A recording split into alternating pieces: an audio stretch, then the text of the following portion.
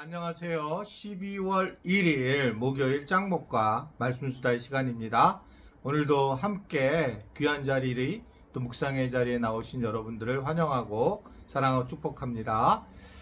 오늘 우리 계시는 말씀은 누가복음 14장 1절부터 14절의 말씀인데요. 하나님 말씀을 보시겠습니다. 안식일에 예수께서 한 바리새인 지도자의 집에 떡 잡수시러 들어가시니 그들이 엿보고 있더라. 주의 앞에 수정병 든 한 사람 있는지라. 예수께서 대답하여 율법 교사들과 바리새인들에게 이르시되 안식일에 병 고쳐주는 것이 합당하냐 아니하냐.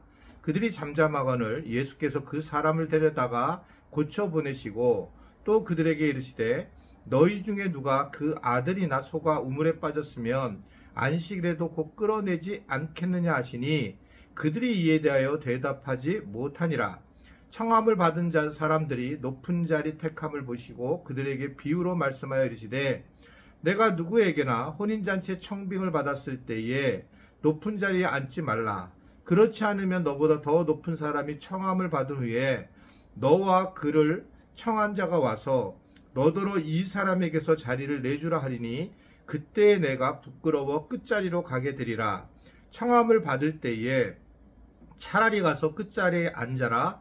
그러면 너를 청한 자가 와서 너더러 벗이요 올라 앉으라 하리니 그때에야 함께 앉은 모든 사람 앞에서 영광 있으리라. 무릇 자기를 높이는 자는 낮아지고 자기를 낮추는 자는 높아지리라. 또 자기를 청한 자에게 이르되 내가 점심이나 저녁이나 베풀거든 벗이나 형제나 친척이나 부한 이웃을 청하지 말라. 두렵건대 그 사람들이 너를 도로 청하여 내게 가품이 될까 하노니 잔치를 베풀거든 차라리 가난한 자들과 몸 불편한 자들과 저는 자들과 맹인들을 청하라.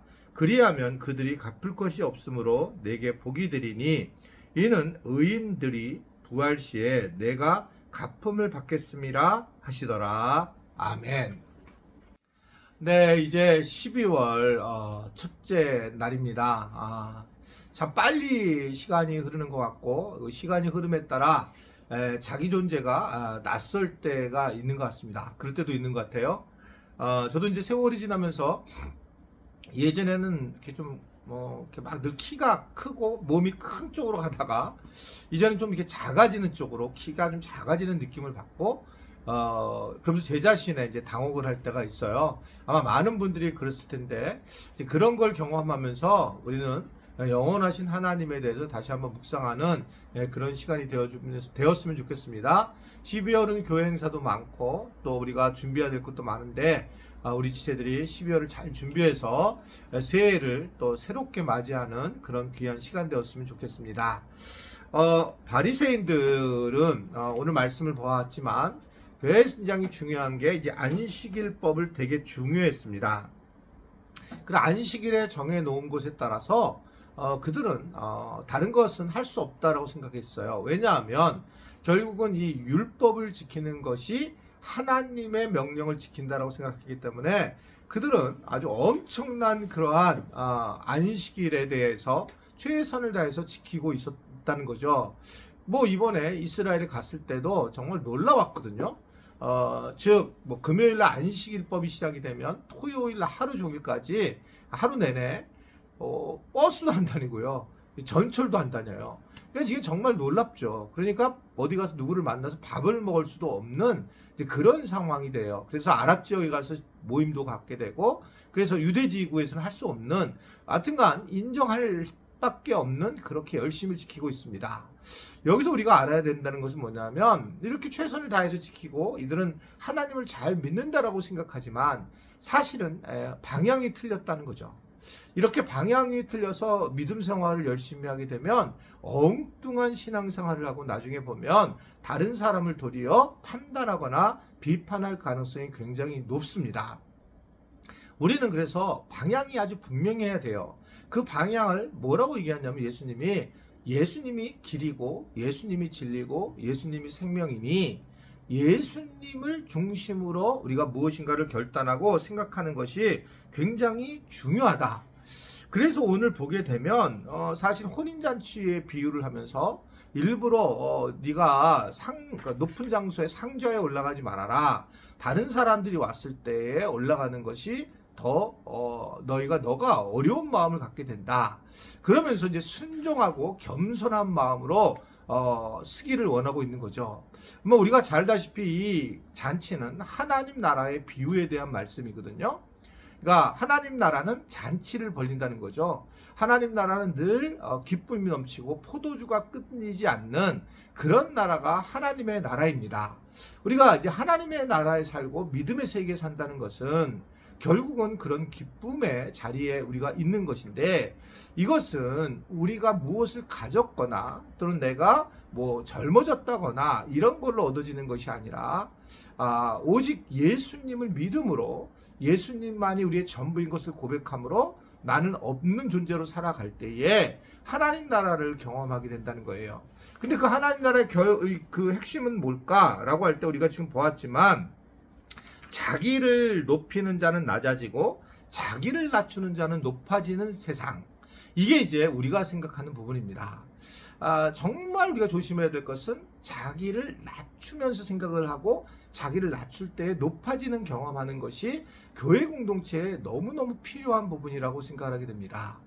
여러분, 교회가 똑똑한 사람이 필요하지 않습니다. 어떤 분들은 자꾸 교회를 똑똑하게 얘기하고 똑똑하게 비판하고 똑똑하게 생각하는 사람을 교회에 필요한 사람이긴 하지만 그런 사람이 교회에서 똑똑한 사람이 있어야 되는 장소다. 그렇게 성경은 절대 이야기하지 않아요. 성경은 자기를 갖다가 낮추는 사람입니다. 자기를 낮추게 되면 결과적으로는 다른 사람이 높여주는 세상. 그것이 가장 큰 교회 공동체와 하나님 나라에서 살아가는 방식이라고 예수님 말씀하고 있어요. 우리가 누군가에게 대해서 이야기를 할 때 기억을 하셨으면 좋겠어요. 누군가를 얘기할 때 그분에 대해서 내가 칭찬을 해주는 겁니다.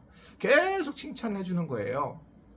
물론 그게 이제 어떨 속상할 때도 있겠지만, 그래도 내가 누군가를 칭찬을 해주면 그 칭찬이 반드시 그 사람에게 들려가고 그 사람은 또 나를 높여주는 그런 일이 일어난다는 거죠. 근데 우리는 계속 바보 같은 것은 내가 한 말이 다른 사람에게 안 들어간다고 생각하는 거예요. 여러분, 반드시 들어가게 돼 있다. 내가 그 사람에게 내가 그 사람 말을 하면 들어가게 돼 있다. 그런데 그것이 꼭 나쁘게만 생각하지 말고 그 말은 그 사람을 칭찬해서 사용하게 되면 그 사람을 세우고 또 나도 세워지면서 공동체가 세워지는 그런 일이 우리가 지혜를 가지고 살아가는 것이 필요하다라고 보여집니다. 자기를 낮춰라. 다른 사람이 자기를 높게 하라. 오늘 그것을 기억하면서 우리가 곳곳에서 자기를 낮추는 사람으로 우리 모두가 살아갈 수 있게 되기를 주님의 이름으로 부탁을 드립니다. 기도하겠습니다.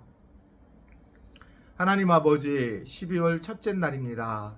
우리 주체들이 오늘 세상에서 나가 살 때에 여러 가지 혼돈 같은 것들이 많이 있고 또 바른 가치가 없는 경우도 많이 있을 텐데, 예수님을 진리로 보고 살아가게 하시고 또 예수님이 우리에게 하신 말씀, 무엇보다 자기를 낮추는 자가 높여진다는 것을 기억해서 낮아지는 삶을 살아 다른 사람들을 높이는 인생, 그래서 우리 스스로가 높아지는 인생이 되도록 저희를 붙잡아 주옵소서.